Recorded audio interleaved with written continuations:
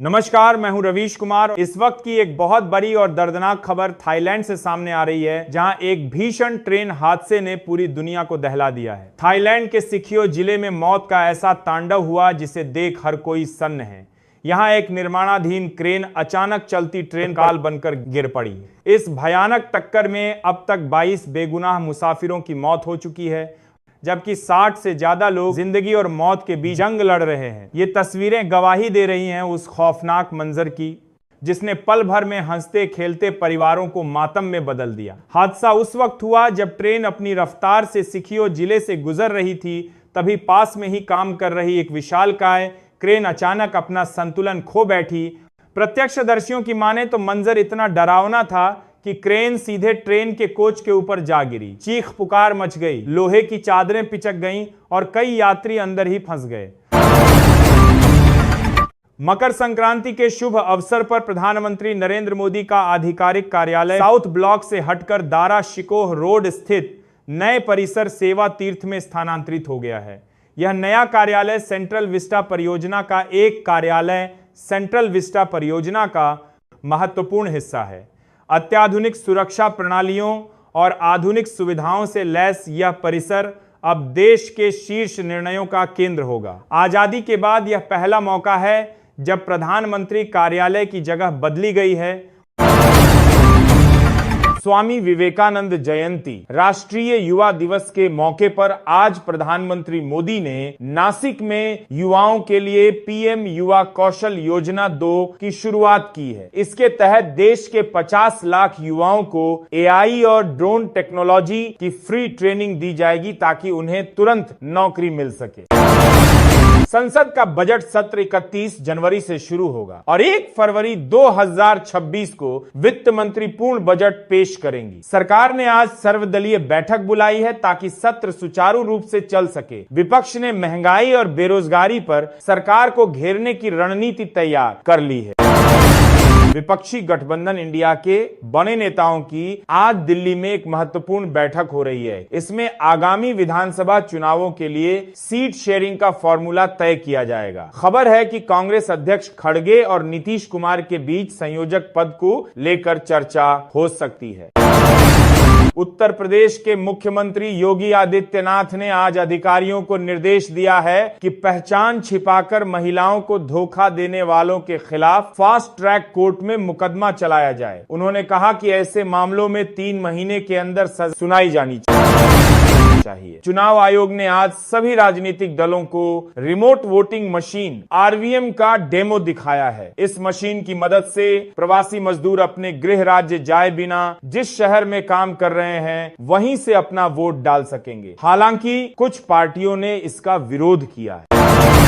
पंजाब सरकार और राजभवन के बीच तनातनी और भाग गई है। राज्यपाल ने आज मान सरकार द्वारा भेजे गए 3 विधेयकों को मंजूरी देने से इनकार कर दिया और उन्हें राष्ट्रपति के पास भेज दिया है। सीएम भगवंत मान ने इसे लोकतंत्र की हत्या बताया है।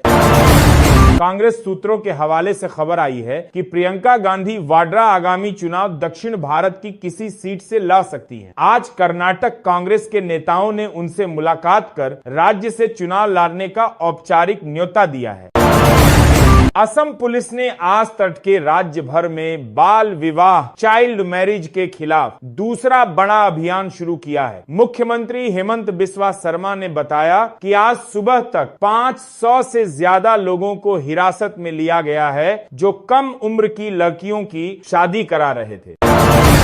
केंद्रीय मंत्री नितिन गडकरी ने आज घोषणा की है कि 2026 के अंत तक भारत में 5 नए ग्रीन एक्सप्रेसवे बनकर तैयार हो जाएंगे। इन सड़कों को बनाने में कचरे और प्लास्टिक का इस्तेमाल होगा, जिससे पर्यावरण की रक्षा होगी और लागत भी कम आएगी।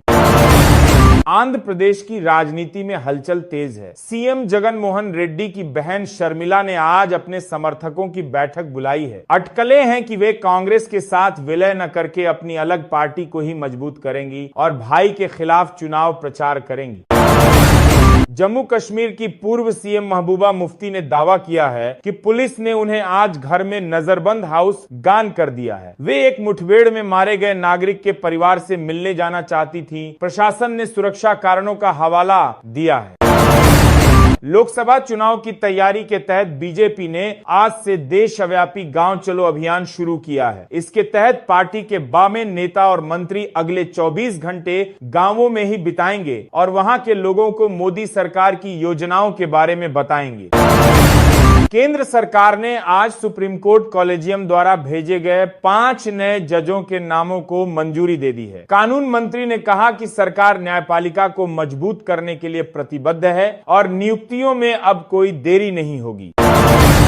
मध्य प्रदेश के पूर्व सीएम कमलनाथ ने राजनीति से संन्यास लेने की खबरों को आज खारिज कर दिया। उन्होंने छिंदवाड़ा में कहा कि वे आखिरी सांस तक जनता की सेवा करते रहेंगे और बीजेपी की अफवाहों पर ध्यान न दें। ओडिशा के मुख्यमंत्री नवीन पटनायक ने आज अमा ओडिशा नवीन ओडिशा योजना के तहत पंचायतों के लिए 1000 करोड़ रुपए का फंड जारी किया है। इसका उद्देश्य गांवों में मंदिरों और सामुदायिक केंद्रों का जीर्णोद्धार करना है। लोजपा रामविलास के प्रमुख चिराग पासवान ने आज अमित शाह से मुलाकात की है। उन्होंने बिहार में अपनी पार्टी के लिए 6 लोकसभा सीटों की मांग रखी है। उन्होंने साफ कहा कि सम्मानजनक सीटें मिलने पर ही गठबंधन धर्म निभाया जाएगा। दिल्ली शराब नीति मामले में जेल में बंद पूर्व डिप्टी सीएम मनीष सिसोदिया की नई जमानत याचिका पर सुप्रीम कोर्ट कल सुनवाई करेगा। आप नेताओं को उम्मीद है कि लंबे समय बाद उन्हें राहत मिल सकती है। उत्तराखंड में बाहरी लोगों द्वारा जमीन खरीदने पर रोक लगाने के लिए बनाई गई समिति ने आज अपनी रिपोर्ट सीएम धामी को सौंप दी है। माना जा रहा है कि सरकार जल्द ही हिमाचल प्रदेश की तर्ज पर सख्त भू कानून लागू करेगी। कांग्रेस सांसद शशि थरूर ने आज केरल में एक कार्यक्रम में कहा कि केंद्र सरकार को दक्षिण भारत के राज्यों पर हिंदी भाषा थोपने की कोशिश नहीं करनी चाहिए। उन्होंने कहा कि भाषा जोड़ने का काम करती है तो जोड़ने का नहीं। बीजेपी अध्यक्ष जेपी नड्डा आज पश्चिम बंगाल के दौरे पर हैं। उन्होंने कोलकाता में कहा कि टीएमसी सरकार भ्रष्टाचार में डूबी हुई है और राशन घोटाले के तार सीधे शीर्ष नेतृत्व से जुड़े हैं। उन्होंने कार्यकर्ताओं से चुनाव के लिए तैयार रहने को कहा। मौसम विभाग ने आज दिल्ली, पंजाब, हरियाणा और राजस्थान में कड़ाके की ठंड का रेड अलर्ट जारी किया है। अगले 24 घंटे में तापमान 2 डिग्री तक गिर सकता है। प्रशासन ने लोगों से बेवजह घरों से बाहर न निकलने की अपील की है और रैन बसेरों का इंतजाम पुख्ता किया है। भारतीय शेयर बाजार ने आज एक नया रिकॉर्ड बनाया है। सेंसेक्स पहली बार 85 के ऐतिहासिक स्तर को पार कर गया। निवेशकों में भारी उत्साह है और विदेशी निवेशकों ने भारतीय बाजार में आज जमकर खरीदारी की है। इसरो ने आज सुबह श्रीहरिकोटा से एक नया एडवांस्ड मिलिट्री सैटेलाइट लॉन्च किया है। यह सैटेलाइट रात के अंधेरे और बादलों के बीच भी दुश्मन की गतिविधियों की साफ तस्वीरें ले सकेगा, जिससे देश की सुरक्षा और मजबूत होगी। स्वास्थ्य मंत्रालय ने आज राहत भरी खबर दी है। देश में कोरोना के नए वेरिएंट के मामलों में आज भारी गिरावट दर्ज की गई है। वैज्ञानिकों का कहना है कि यह लहर अब कमजोर पान रही है और घबराने की कोई जरूरत नहीं। वित्त मंत्रालय ने काले धन पर रोक लगाने के लिए एक नया नियम लागू किया है। अब अगर आप ज्वेलर से 50 रुपये से ज्यादा का सोना नकद कैश खरीदते हैं तो आपको अपना पैन कार्ड देना अनिवार्य होगा। गूगल ने आज भारत के 10 और शहरों के लिए मैप्स में 3 व्यू फीचर शुरू कर दिया है। अब आप अपने फोन पर ही घर बैठे किसी भी बिल्डिंग या रास्ते को 360 डिग्री और 3 में देख सकेंगे, जिससे रास्ता ढूंढना बहुत आसान हो जाएगा। पिछले हफ्ते आसमान छू रहे टमाटर के दाम आज मंडियों में अचानक गिर गए हैं। नासिक और कोलार से टमाटर की नई खेप मंडियों में पहुंची है, जिससे खुदरा बाजार में भाव 40 रुपये किलो तक नीचे आ गया है। गुजरात के कच्छ में बन रहे दुनिया के सबसे बड़े रिन्यूएबल एनर्जी पार्क का आधा काम आज पूरा हो गया है। प्रधानमंत्री ने इसे भारत की ऊर्जा क्रांति बताया है। ये पार्क इतना बड़ा है कि ये अंतरिक्ष से भी दिखाई देता है।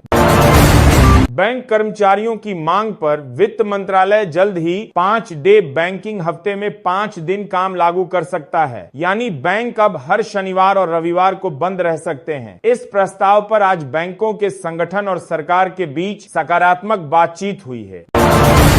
वित्त मंत्री ने आज जीएसटी काउंसिल की अहम बैठक बुलाई है। सूत्रों के मुताबिक लाइफ इंश्योरेंस और हेल्थ इंश्योरेंस के प्रीमियम पर लगने वाले 18% जीएसटी को घटाकर 5% या 0 किया जा सकता है। इससे आम आदमी को बीमा कराने में कम पैसा खर्च करना पड़ेगा और बड़ी राहत मिलेगी।